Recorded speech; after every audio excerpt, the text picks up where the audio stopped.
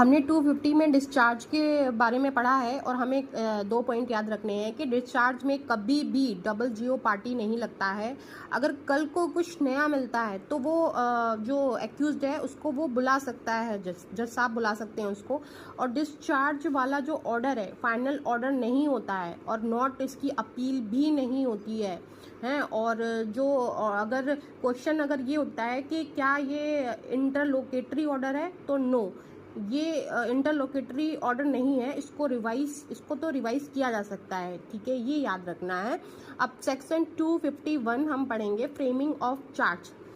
न्यायाधीश जो हैं उन्होंने प्रोसिक्यूशन को सुन लिया है, ठीक है, और जो न्यायाधीश हैं उन्हें उनकी राय है कि कोई भी उपधारणा करने का कोई आधार नहीं है, मतलब कोई प्रिजम्पशन करने का कोई बेस नहीं है कि अपराध किया गया है।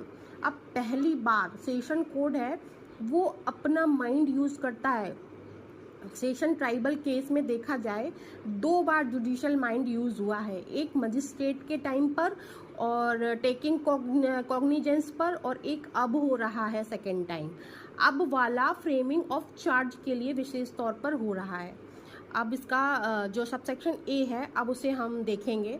जैसे कि अब मुझे पता है कि ये तो मजिस्ट्रेट ट्राइबल केस है, मजिस्ट्रेट ने गलत भेज दिया है, ये सेशन कोर्ट द्वारा ट्राइबल नहीं है, तो वह एक्यूज के खिलाफ चार्ज फ्रेम कर सकता है और आदेश द्वारा मामले के ट्रायल के लिए सीजेएम चीफ जुडिशियल मजिस्ट्रेट को ट्रांसफ़र कर सकता है, या कोई अन्य जुडिशियल मजिस्ट्रेट फर्स्ट क्लास हो गए जो हम बनेंगे को ऐसी तारीख को जो वो ठीक समझे वहाँ एक्यूज्ड को हाजिर होने के लिए, मतलब उपस्थित होने के लिए निर्देश दे सकेगा। और तब ऐसा मजिस्ट्रेट उस मामले का जो ट्रायल है वो पुलिस रिपोर्ट पर जो संस्थित, मतलब जो किया गया है वारंट मामले में ट्रायल के लिए प्रोसेस फॉलो करेगा, यानी कि वही प्रोसेस फॉलो करेगा जो पुलिस रिपोर्ट पर संस्थित जो वारंट मामले में जो होता है।